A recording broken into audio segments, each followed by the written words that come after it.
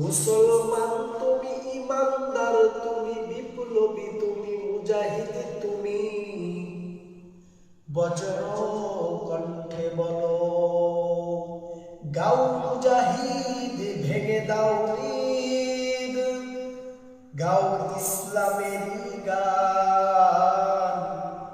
বামপন্থীরা আজ জগ বেঁধেছে করতে মুসলিম অপমান। কালে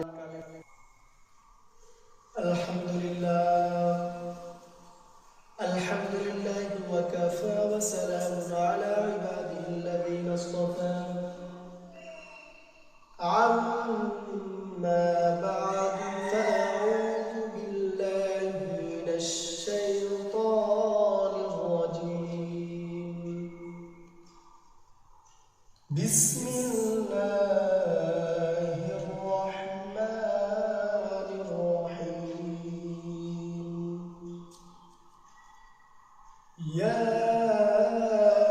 আইয়াতুহান নাফসুল মুতমাইন্নাহ ইরজি'i ইলা রাব্বিকি রাদিয়াতান মারদিয়াহ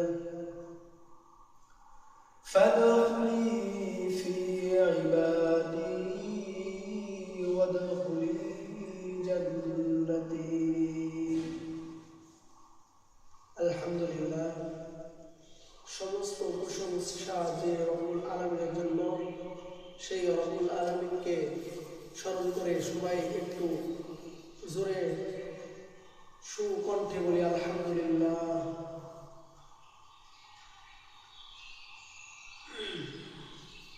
এই দিনে অনেকেই বাহিরে আছে, অনেকেই ঘোরাফেরা করতেছে।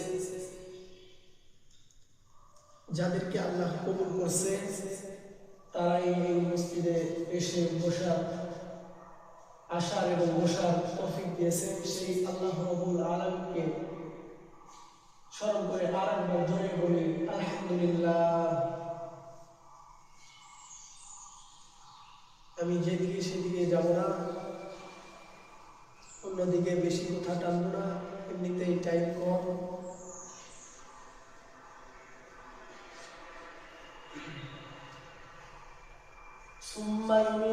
আবার তোমরা মৃত্যুবরণ করবা, আবার মৃত্যুবরণ করলে তো শেষ। আবার আমি আল্লাহ তোমাদের জীবিত করব। এবার যদি আল্লাহকে ডাক দেওয়া বলেন, ও আল্লাহ, আমাদের আপনি জীবিত করবেন কেমনে, কি জন্য জীবিত করবেন? আল্লাহ জবাব দেয়, সুম্মা ইলাইহি তুরজাউন। ও বান্দা, তোমাকে দুনিয়া নামক জায়গাতে পরীক্ষা লওয়ার ঘর পাঠাইছিলাম।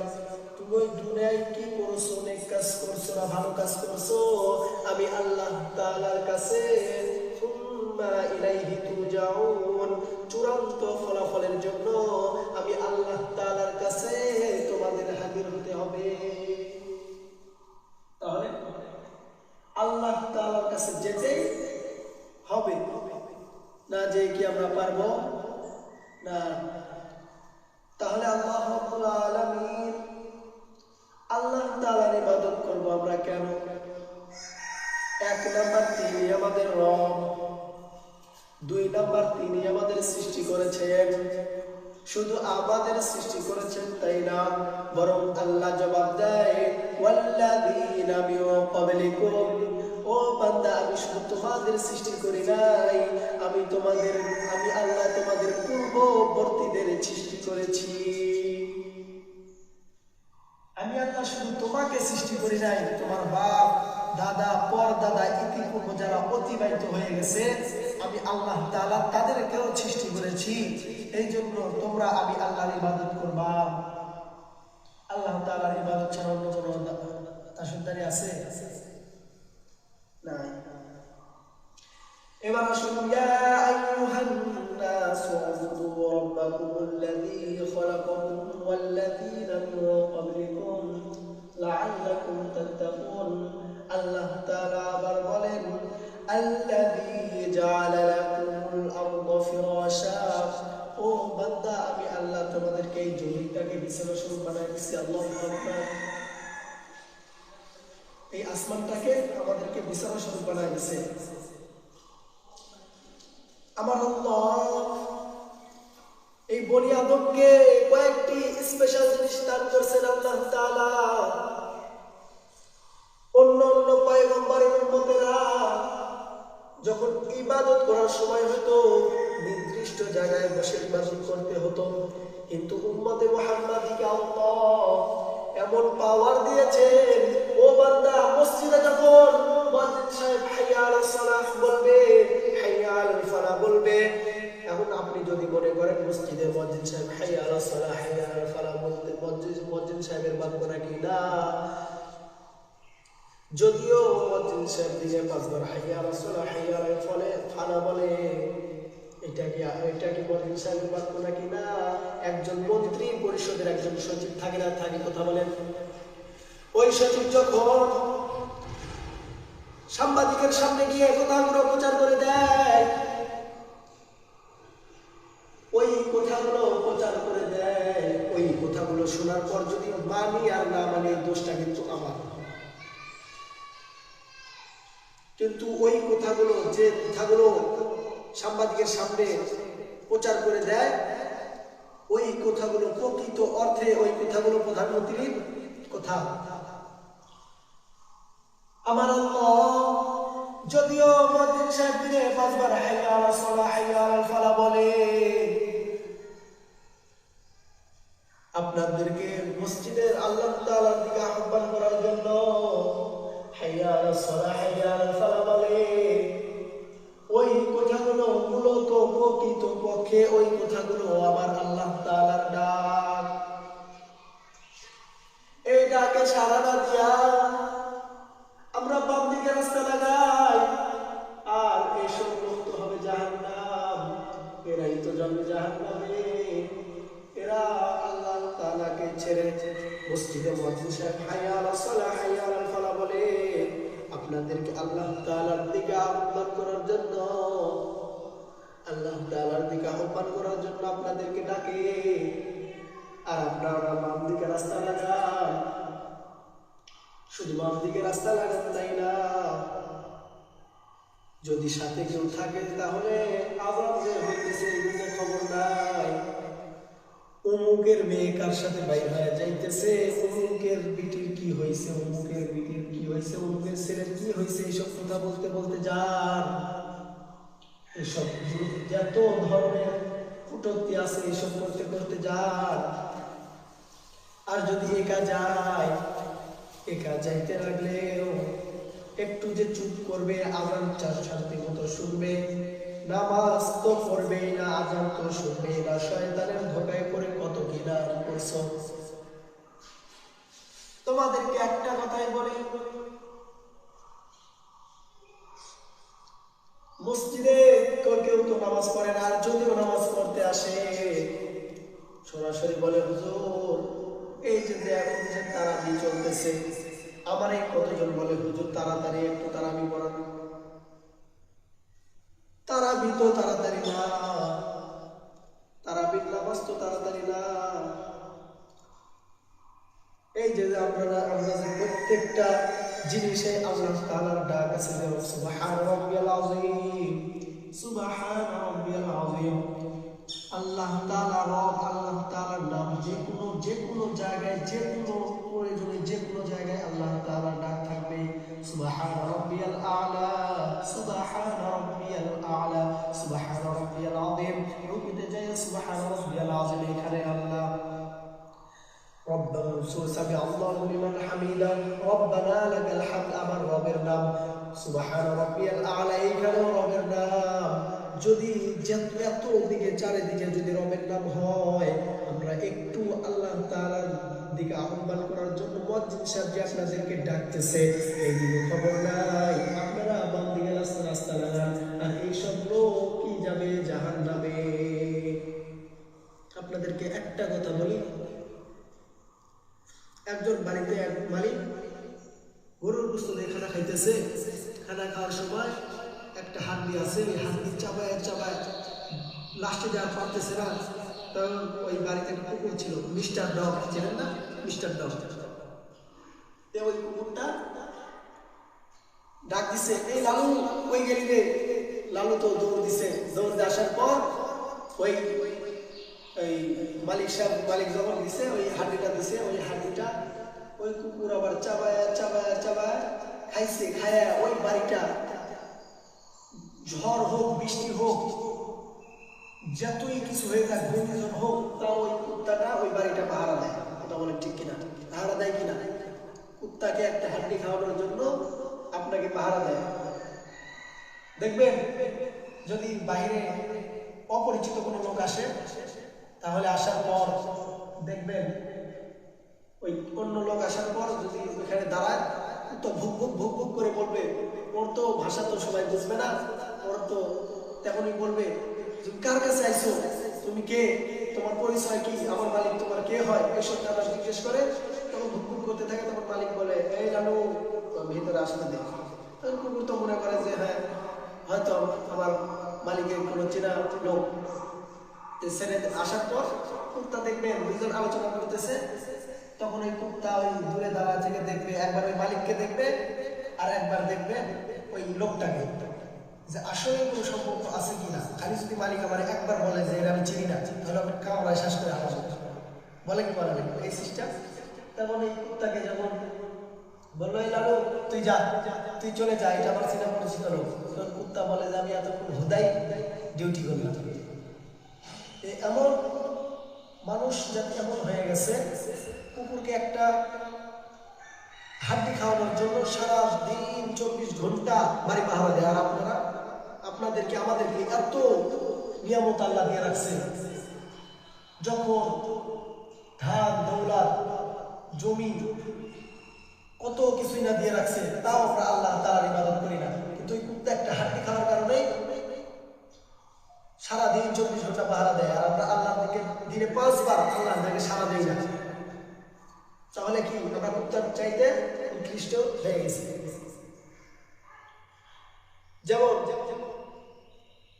কত কথা, শুক্রবার তোমার দিন বেশি কথা বলা তো যায় না, অল্প কথায় শেষ করতে হয়।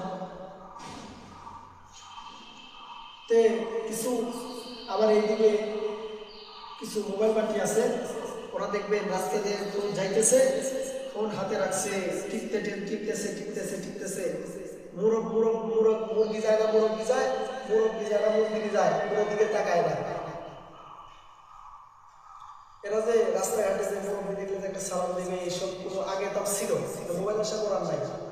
এই জন্য কবি সুন্দর করে বলছে, এই মোবাইল মাইয়া ওই মদনের পোলা মাইয়া, মোবাইল মাইয়া ওই মদনের মাইয়া, কি কাণ্ড ঘটাইছে, স্বামীর সংসার রাইখা নাকি পালাইয়া গেছে। হায় রে, স্বামীর সংসার রাইখা নাকি পালাইয়া গেছে।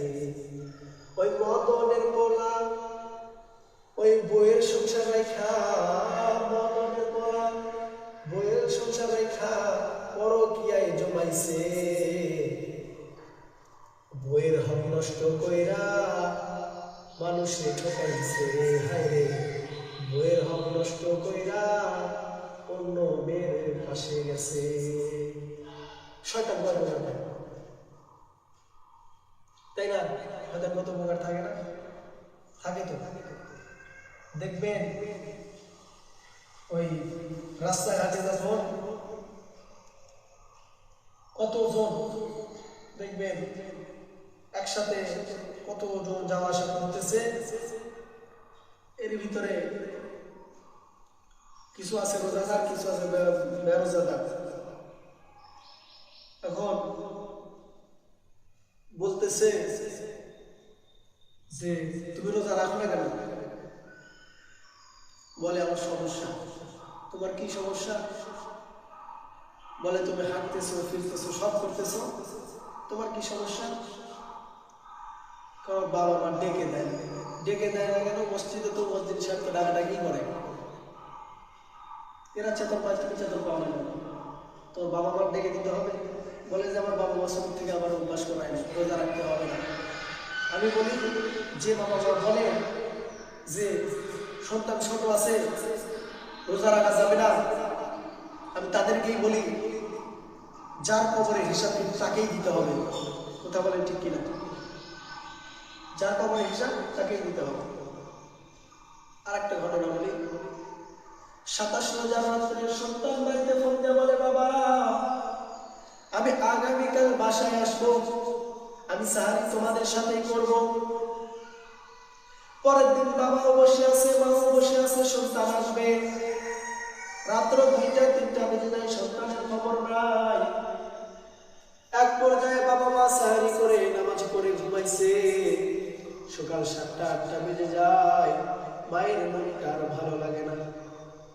বলতেছে, স্বামী গো, সন্তানের খবর নাই, 7টা-8টা বেজে যায়, আপনি আমার সন্তানকে একটা কল লাগান। স্বামী ডাক দেয়া বললেন, বিবি রে, ঈদের জন্য হয়তো রাস্তায় যাবে, আটকা পড়ে আছে, চিন্তা করো না, সন্তান চলে আসবে। এক পর্যায়ে সন্তানের বাবা বাইরে দাঁড়ায় পায়চারি করতেছে। অপর প্রান্ত থেকে কল আসছে। সন্তানের ফোন থেকে কল আসা দেখে বাবার সে কি আনন্দ। অপর প্রান্ত থেকে সালাম দিচ্ছে। বাবা এখান থেকে সালামের উত্তর নিয়ে বলতেছেন, বাবা তুমি কে?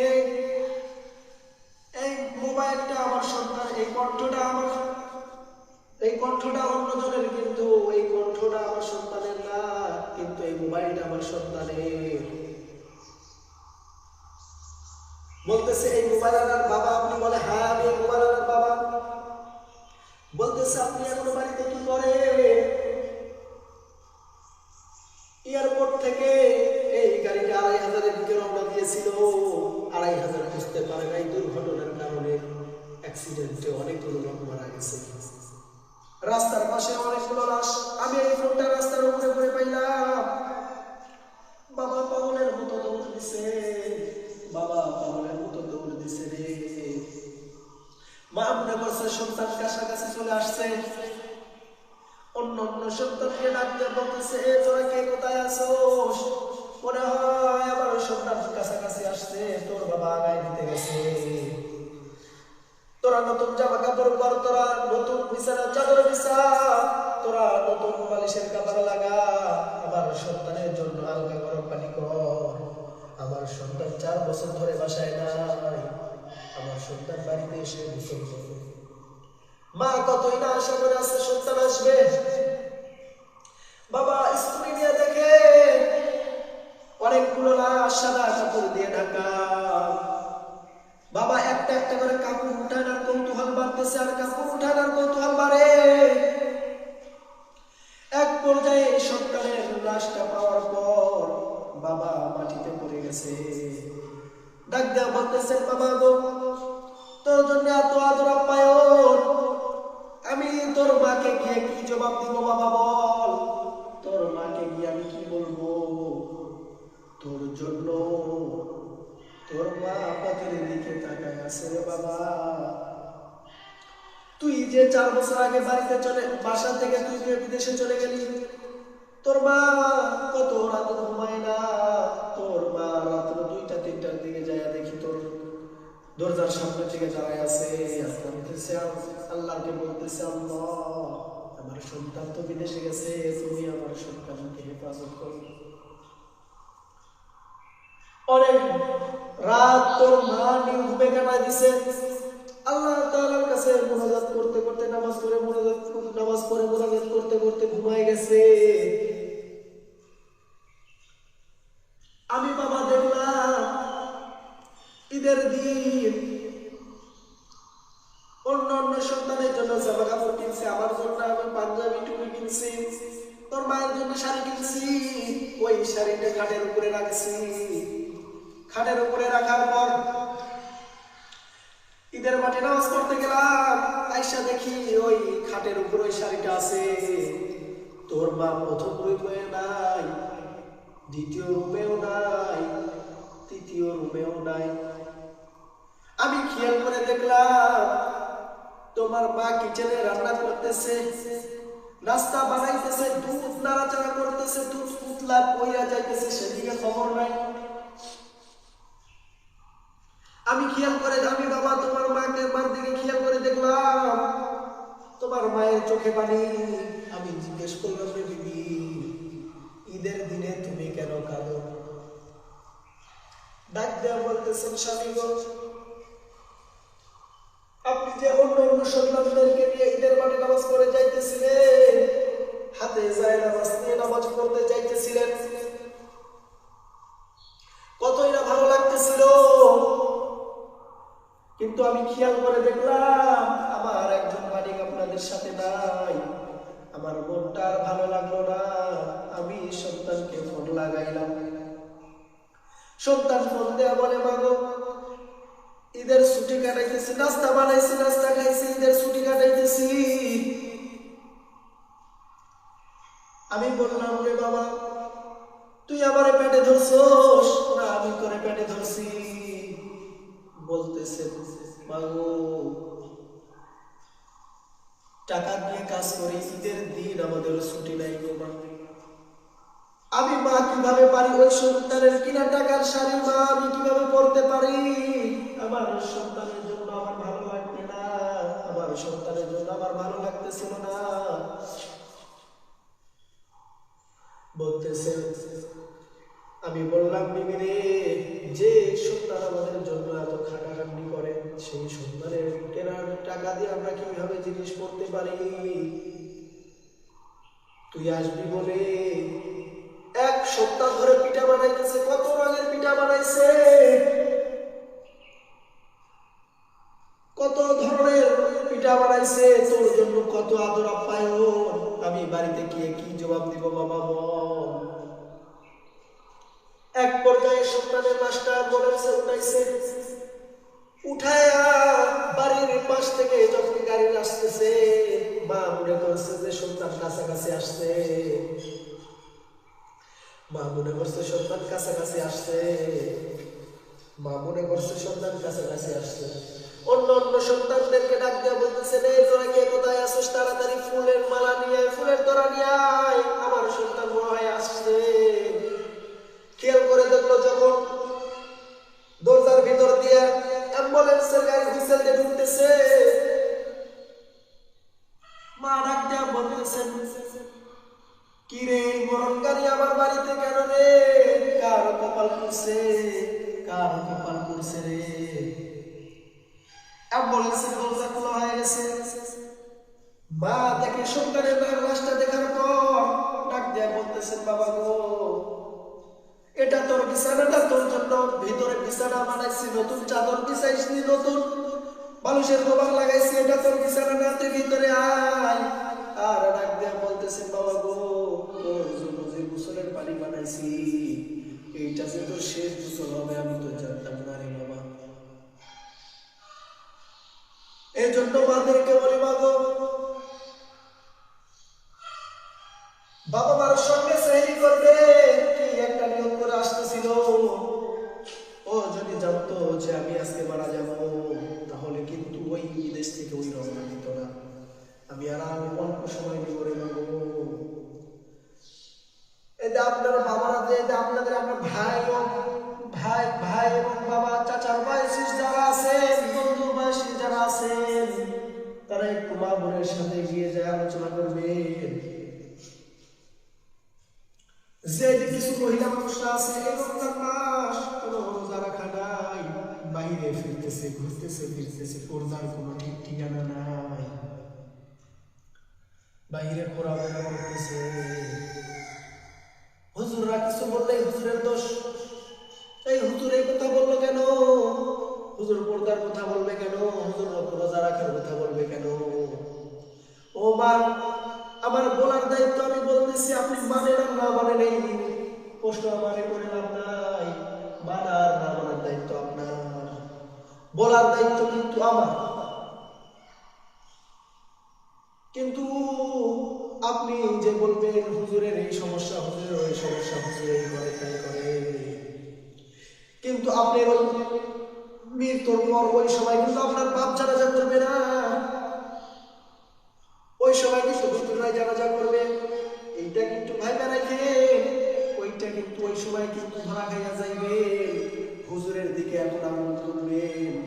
আমরা কিছু করতে পারবো না, কিন্তু সঠিক সময় আল্লাহ আপনাদেরকে উচিত জবাব দিবে। কথা বলেন ঠিক কিনা?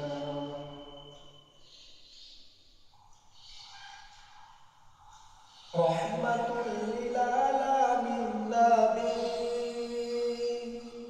রহমাতুল লিল আলামিন নবী, কুরআনে প্রমাণ, উম্মত বিনে কে বুঝিবে আমার দয়ার নবীর শান, আশিক বিনে কে বুঝিবে আমার দয়ার নবীর শান। কথা বলেন ঠিক কিনা? যদি রাসূলের আল্লাহ তাআলা নিজে বলছে আমার নবীর কাটিং ছিল সুন্নতি কাটিং, কিন্তু এখন সুন্নতি কাটিং দাও না, এই যুবকরা সুন্নতি কাটিং দাও না, তোমরা যে চুলের স্টাইল যে করো সরকারি একটা কাটিং আছে আরবি সান, এইটাও দাও না, তোমরা কি দাও মোরগ সান, মুরগি সান, রাজহাঁস সান, এত রাজহাঁস পাতি হাঁস দেখবেন হাঁস ছিলেন না কেউ আছে দেখবেন দাড়িটা সুন্দর করে মুখ দিয়ে ওই হাঁস যে পানিতে ঘোরাফেরা করে আসার পর যে উপরে উঠে একটা নাড়া দেয়, ওই নাড়া দেওয়ার সময় দেখবেন যে এতটুকু যে ফয়রা যে থাকে না, আপনারা কি বলেন ফয়রা, ওই ফয়রা থাকে না, ওই ফয়রা নাড়া দেয়, ওই সিস্টেমে দেখবেন কিছু আছে একটু এই ঘোড়া কাটে দাড়ি অতখানি নাই এটি হাঁসের মতো একটু কোনো দিকেই নাই, আমরা কোনো দিকেই নাই। আল্লাহ এই কথার উপরে আপনাকে আমাকে আমল করার তৌফিক দান করুন। সেই আল্লাহ রাব্বুল আলামিনকে রাজি খুশি করিয়া একটু বলেন আলহামদুলিল্লাহ। আপনারা এই কথাগুলো উপর আমল করবেন, আমল করার চেষ্টা করবেন। ওয়াখিরি দাওয়ানা আলহামদুলিল্লাহি রাব্বিল আলামিন। যারা সুন্নাত করেন নাই 4 রাকাত সুন্নাত করে নেন।